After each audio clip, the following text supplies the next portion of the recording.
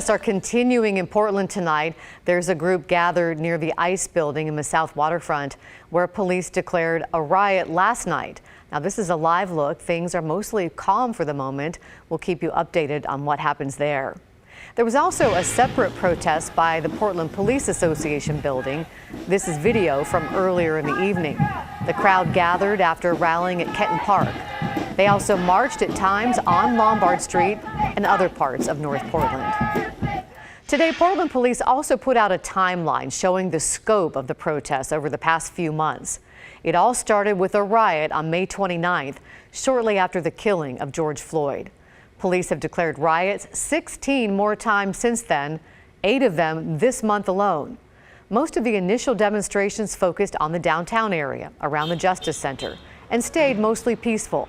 However, protests have reached other parts of Portland since then, as we saw tonight. That includes the Police Association building, the Multnomah building, and ICE offices. There have been broken windows, objects thrown at officers, and fires set.